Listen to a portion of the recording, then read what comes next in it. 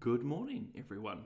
I hope this finds you very well as it finds me. I have to say it's a beautiful day here in Auckland. I'm feeling in very good form. It's school holidays, of course. Rachel is home, but probably like all teachers, completely shattered. So she's taking a quiet morning, which is marvellous. So welcome to Solid Ground. Please say hello. Let me know where in New Zealand or around the world you are. I always love to know who is on. Obviously, this is Solid Ground. It's one of Family First's, if you will, TV productions. This one is live, which you know because you're watching it at the moment across a whole array of platforms.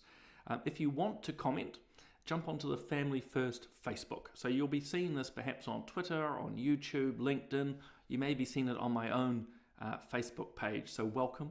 Lovely to have you on. But if you want to get a comment directly to me into the studio here, then jump onto the Family First Facebook page. So that's Family First NZ. And those comments come direct to me, which enables me to be able to say, like to Rosie at the moment, who has just commented. Good morning, Rosie. So here just to display for you guys. So Rosie's telling me it's freezing in Taupo, which doesn't surprise me, only insofar as Rosie, it's relatively cold here in Auckland. And we're like, what is it, 4 or 5, well, how many kilometres north we are from you. So good morning to the Family First crew. It's good to know that I'm not the only one who's up. My good friend Chris, lovely to have you on as well. I'll try to keep it to 30 minutes. So this is meant to be 30 minutes. If anyone knows me, I end up talking for longer. In fact, I've been up for a few hours early. I've been talking to some friends in the UK, digesting everything that's happening over there at the moment. So welcome, as I say. If you want to be like Chris or Rosie, if you've got a comment, a question during the course of the show, because we're touching on quite a number of topics, jump onto the Family First Facebook page. I'll get to the other pages afterwards, but as I keep stressing, only that page at the moment is sending comments through. Look, Solid Ground is about good, solid values, good ethics, good morals, good faith, good politics. And we talk about what's happening in New Zealand and around the world, what's captured my attention. Obviously, if there's an issue on your mind, let me know and I can do my best this morning to address it. First thing I want to quickly touch on, though, we've just had our forum on the family here in Auckland. It's sort of the annual symposium, the annual forum that Family First hosts. So almost 700 plus people gathered in South Auckland to hear from amazing speakers both here in New Zealand and overseas, and touching on topics which are of great importance not only to individuals but to families and to communities. So we had Katie Faust. If you don't know Katie, formidable woman in all senses of that word, around the importance of families, and one of her key messages is that we as adults need to take up the tough decisions and not keep foisting them on to children, which I just thought was fantastic. We had Melissa Oden. She is also from America. She's an abortion survivor. So actually quite harrowing at many levels to hear her story and what happened to her. But you heard that right, someone who survived an abortion. And just so you realise that this is not a one-off, Olga from New Zealand turned up the first time that she's spoken about her surviving an abortion. So this is something which happens, and also one of the reasons I put a Born Alive amendment into Parliament, which was sadly voted down. We had Brendan Malone. Some of you will know Brendan. He's a New Zealander, comes from Christchurch. He was talking about how we can work in this cultural environment, something he's calling the parallel polis. In other words, how do we, particularly who lean more on the conservative side or have a Christian or a faith of some description, how do we live in an aggressively secular, if not growingly pagan society? And he says we've got to sort of set up alternative systems. We had Lyle Shelton. He is leading a family-centric political party in Australia, and because he speaks up for values that actually most of us would accord with, someone tried to blow up his workplace, a car bomb. I kid you not. So he was talking to that, and we had a lady called Maggie Hamilton, very gracious, thoughtful researcher, again into family and children. And then probably for many, and certainly for me, one of the highlights was Dr. Jonathan Haidt. If you've been following me for a few weeks on this Solid Ground, you've heard me talk about his book, anxious generation. So an American social researcher who's basically saying our kids spend far too much time on devices like this and not enough time outside. So that was great. And then finally we had Chloe Cole. She's a detransitioner. She was a girl, a biological woman who got fed into the trans system, thought she wanted to be a boy, and after they had mutilated her body, she realised that actually she was just going through her teenage phase and wanted to be the woman that she wanted to be.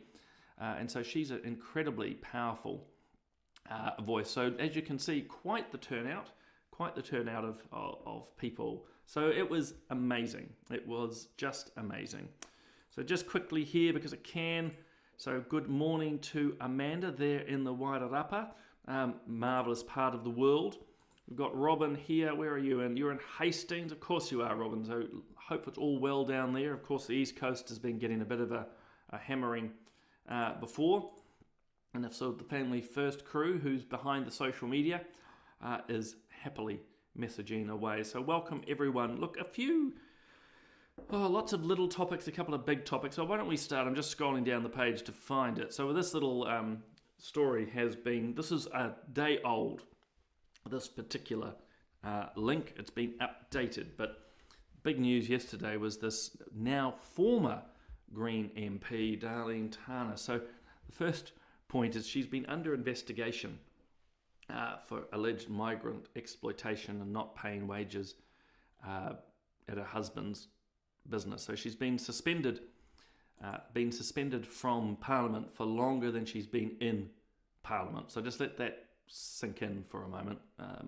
The fact that it's taken the Greens and their expert this long to work things out is, well, at one level you could argue has been a thorough process, but I just think it's just dragged on for far too long. I don't know why it takes that long, but she's, as I say, she's been over half now her political career suspended. So that's on full pay, courtesy of your taxpayer dollars, and not working at all.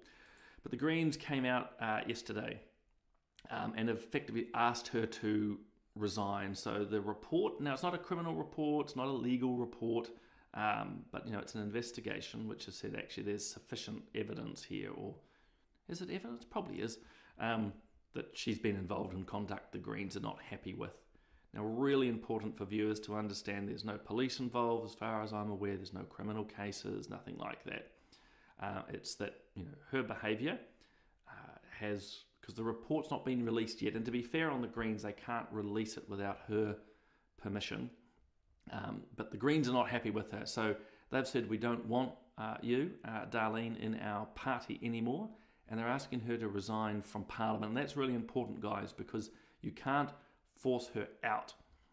You can't force her out of Parliament easily. Once you've been elected, even as a list MP, as she is, you just can't boot people out. And some of you might be going, well, that's stupid. But if you just take a step back for a moment, you really don't want a political system where you elect MPs and it's relatively easy to get rid of them. It would undermine the system.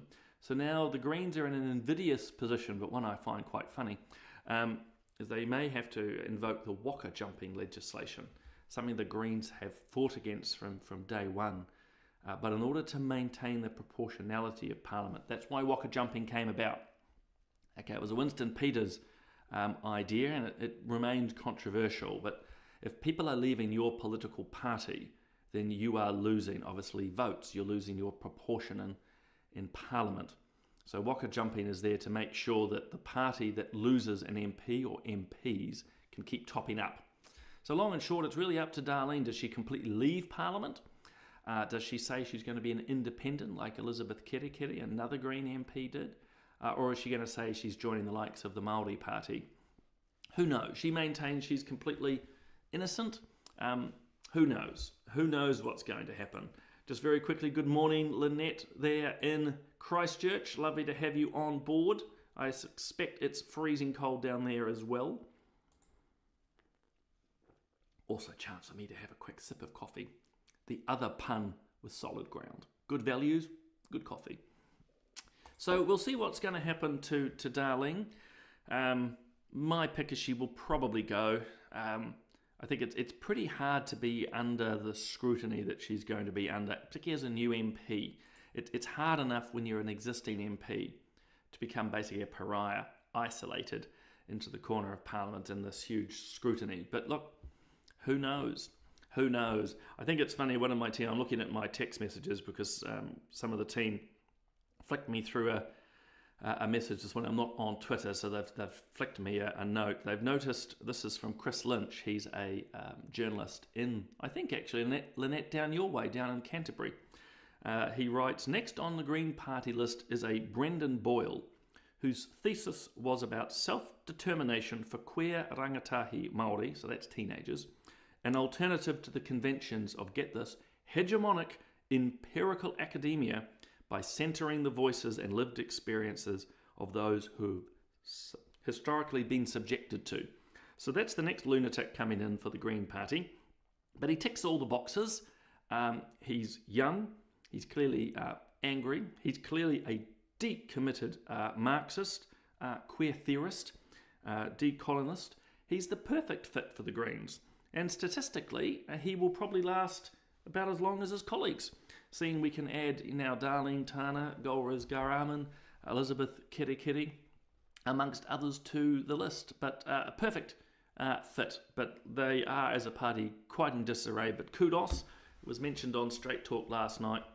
Chloe Swarbuck, to her credit, has actually done really well in fronting the media on this.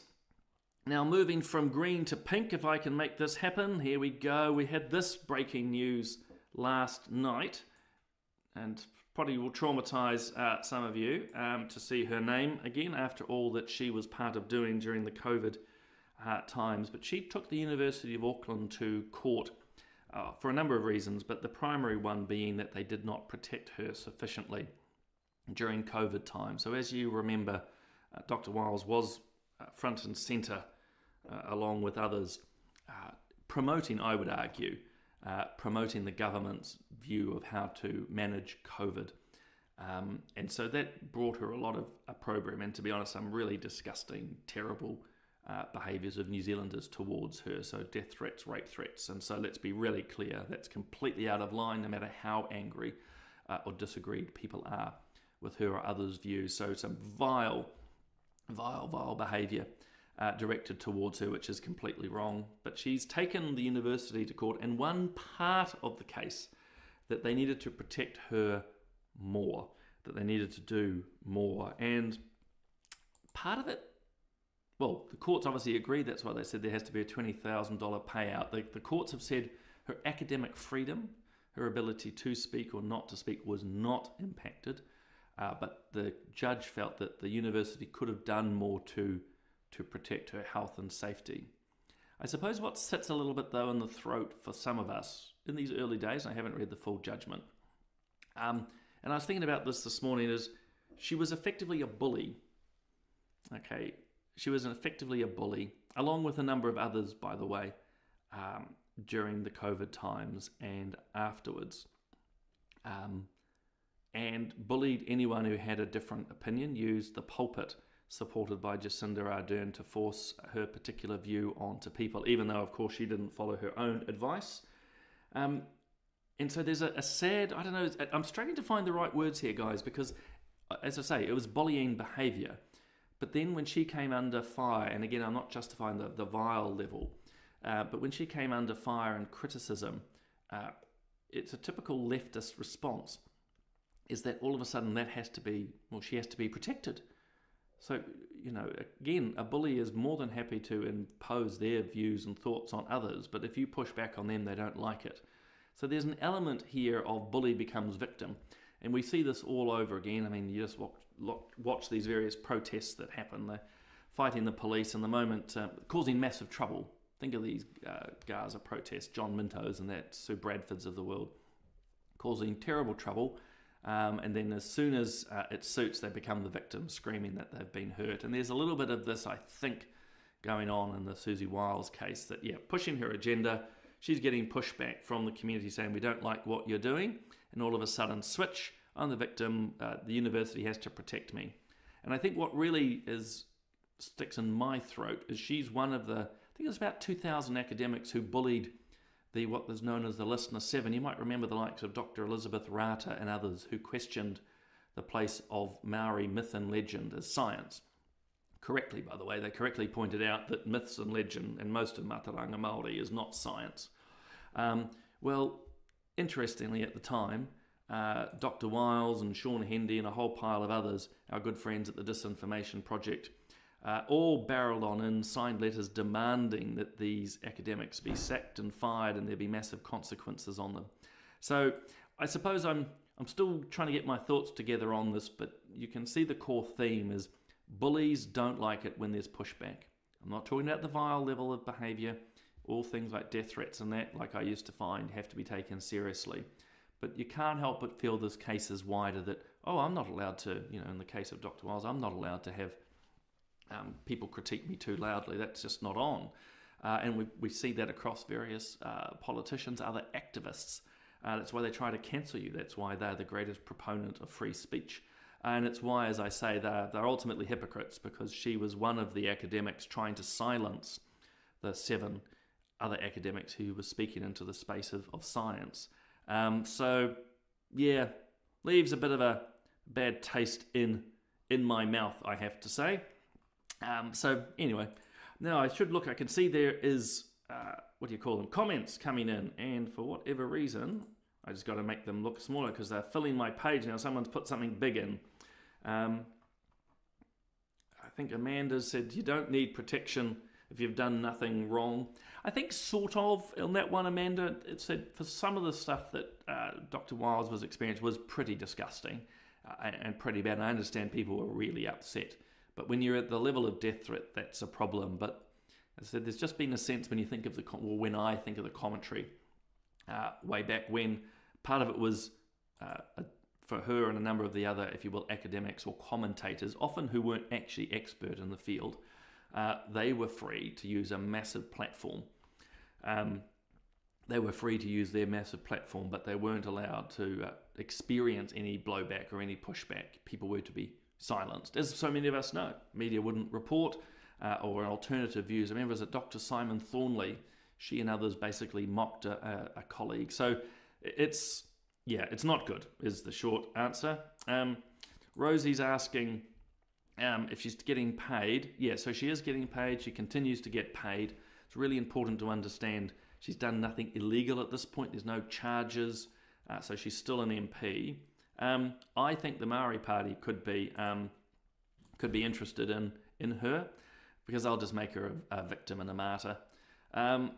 Yep, she broke the rules. That's the hypocrisy that goes on in these places. This is the problem. The Family First crew, what did they say? I have to switch. I'm trying to read on the little screen below my chin, but I'm going to switch to another screen so I can read it. Saying, should Dr. Wiles have been awarded compensation when she put herself forward? And that's a very valid point.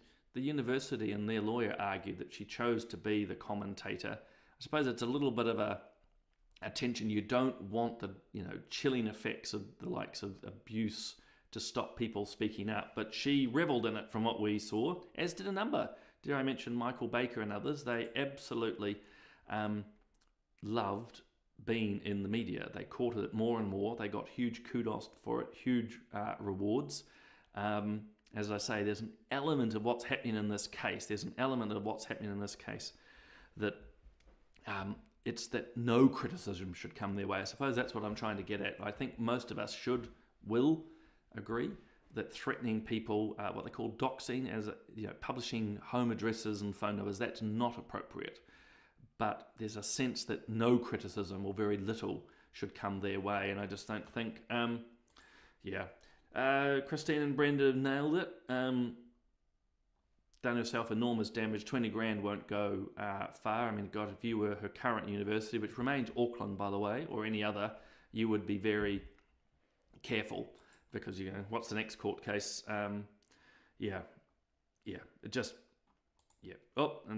Just a follow-up question here from Christine and Brendan. Absolutely. This is about a good fit if they move to the Maori Party. And again, the Family First crew. Rules for thee, but not for me. That's exactly right. I think that was part of the hypocrisy, and that's what partly made people very angry. and Amanda's fired through. Yeah, well, everyone got very paid well. Yes, absolutely. I mean, look, we know not to go down the COVID rabbit hole this morning. This morning is, there ended up sort of two classes of people. The laptop class, those, and I was in it. I mean, my job got intensely busy, but it was never under threat for COVID. I was able to work remotely, and to be honest, as an MP, was privileged to be able to travel when I needed to. But we all know, and some of you online will know what it was like if you were in the trades. If you're in the trades, you're a taxi driver, a restaurant, you didn't have that luxury. Hey, jumping topics, I thought I'd share this one. So there was a news story, and you might be surprised where I go with this one. So this was a couple of days ago, I think in the Herald, about a woman who stole groceries. And look, crime's not good, stealing not good, but why I thought I'd share this is, even though it's a huge amount, as you read through the story, actually a mum desperately trying to feed her family. Now, obviously, a lot of nuances are missing. We don't know all and everything about the situation or her family, what other options were there. But I was just struck as I read the story, and it basically said this was a mum desperate to feed her kids, hence why she started stealing. Now, granted, 8K is a lot to steal, but I thought I'd share it because some of you might be surprised. I actually don't think it's wrong. And you go, oh my Lord, and the Family First crew are just having kittens. But actually, I remember when I was studying philosophy and ethics many, many years ago, the question is it right or moral to take things when you're absolutely desperate? The answer is no, it's not. Now, I'm not defending what she did. As I say, 8 grand's a lot, but just a small part of me reacted to this and went, you know what? If there's a mum out there trying to look after her kids and it requires that level of behaviour, then I think a couple of things. First and foremost, at one level, I don't think it's wrong. Now, let's be really clear. There's many other avenues that are legal that you could have gone down, so I'm not trying to support crime. But the desire and the import to look after your children and family is paramount. So it's a pity that a woman with a young family is in this situation. How has that come about in our society? Secondly, where are the support services? Or clearly there's a gap to be able to help her. But I'm probably lacking some of the nuance here, and people are going, oh my God, Simon's supporting crime. It's not that. It just struck me, as I say, one of those very basic, if you will, ethical principles that, looking after your loved ones for the most basic of necessities is paramount. And so here's a mum clearly desperate, clearly got a bit out of control, sort of Golders level out of control at 8,000. But it just struck me, and it also tells me something about, I think, where New Zealand society is or is not at the moment. This one's a little bit heavier. A really sad case, toxoplasmosis. So long and short, a really sad case of a New Zealand woman who is arguing not enough scans because it was late in the pregnancy that they discovered that the child had toxoplasmosis. Not particularly good, probably means a child with significant issues if they were born. But the sad part other than that, the scanning's not available. But it goes on to say that they terminated the pregnancy because they thought, the child might not have a good life. And so I thought I'd better share that because when you read the story, understandably you feel for the families. Well, I certainly do. I think it's really, really tough. But there were two elements I wanted to quickly draw attention to. One is the rather insidious idea that's becoming a little bit too prevalent in society that we're going to get rid of people, in this case babies, because they might not have a good life. This presumption that somehow we can know the future for our children, it's just a huge presumption, isn't it? Who knows what's going to happen? We're not God. So it's actually a really sad and, I think, dangerous mindset. And you're hearing it more and more from pro-death advocates. So these are the activist levels. I'm not talking about the family here. I mean, they'll be grieving.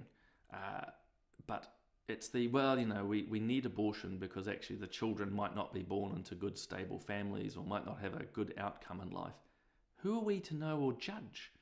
And it becomes a more insidious mindset when you then transfer that into wider society. Oh, let's just move on these other kids or other people. We've got it at the end of life now. You're not that valuable. We'll just move you on. It's a very insidious mindset. The other is also be always conscious, without getting too serious at 8:30 in the morning, all these calls for extra natal scanning. Of course, it's good to do scans and to see what's happening for the child, but a lot of pro-abortion advocates want more scanning for the very purpose to identify and eliminate the children that they don't want. It's eugenical in a way. Think about what Finland does. There's almost no Downs children there because they abort them all.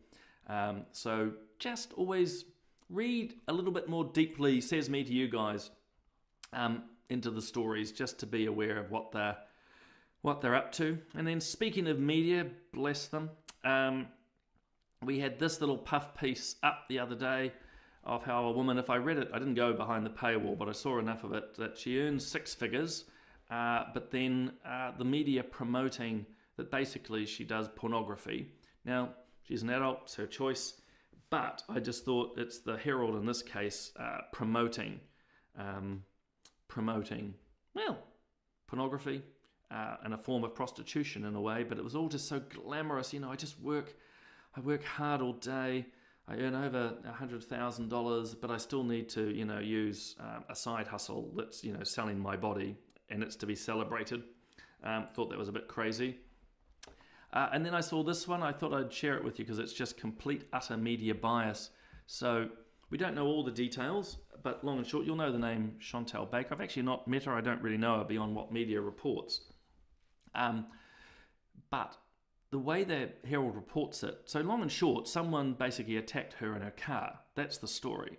But if you read the Herald article, and it's all blurred for me, unfortunately, but you'll see that they are describing her as basically fringe and crazy. And you're going, why are you doing that?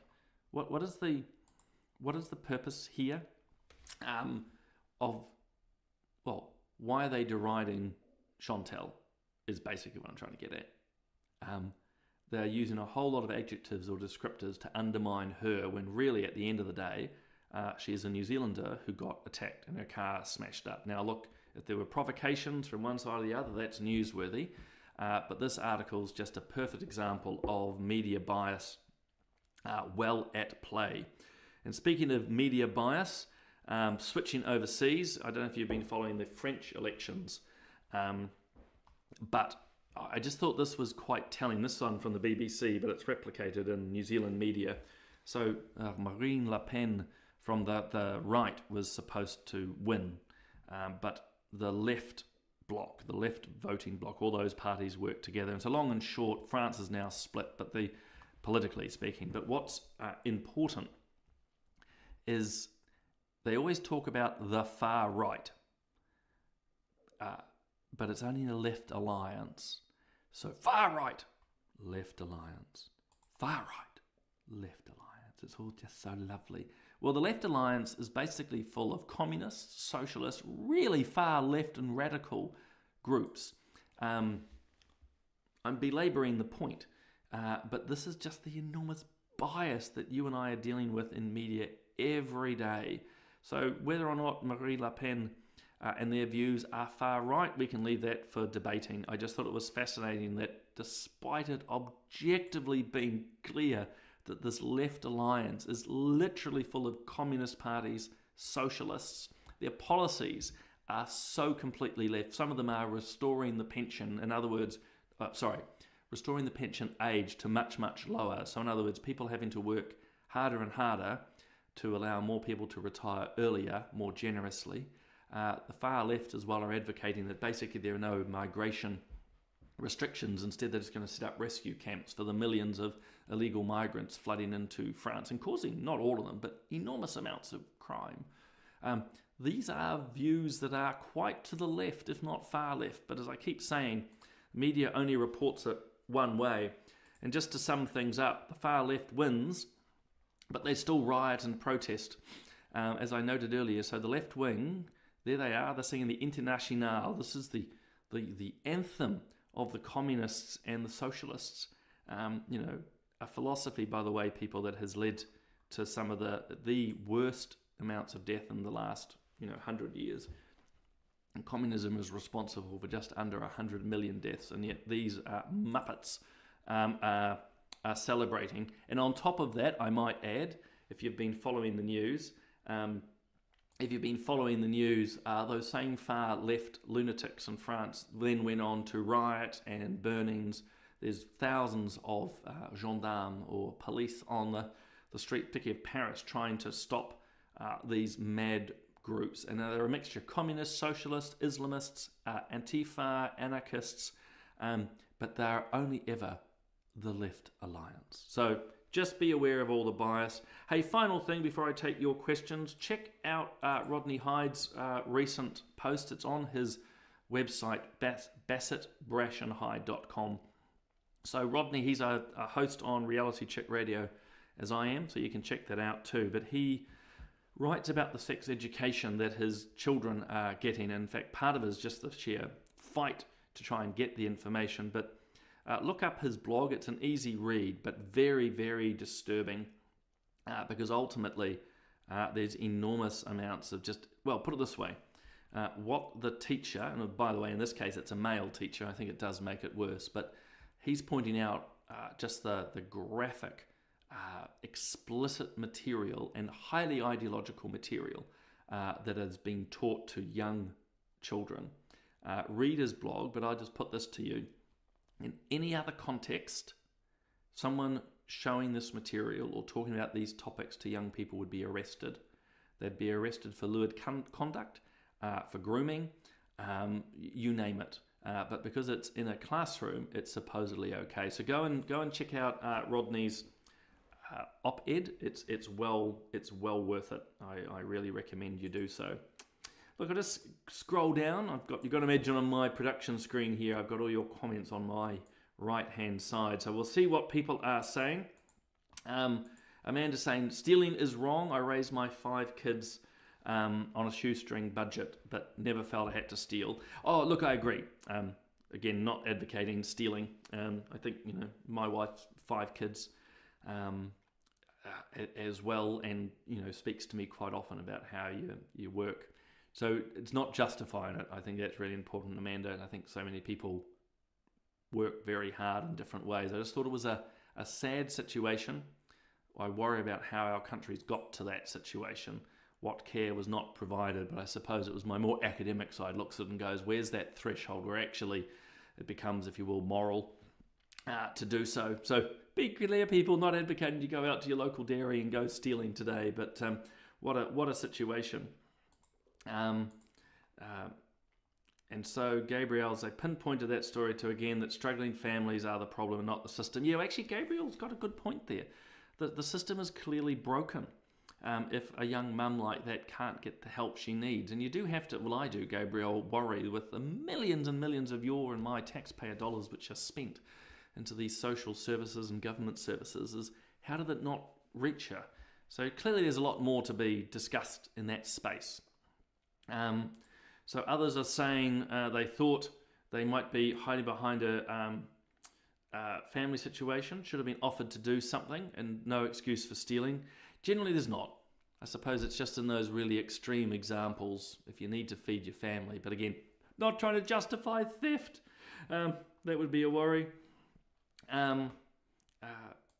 Yeah, so there's that. What else have we got here? So this is around the woman who's doing online pornography. Yes, short answer to that. The Family First crew, they've summed it up better than I do, are effectively promoting porn in a form of prostitution.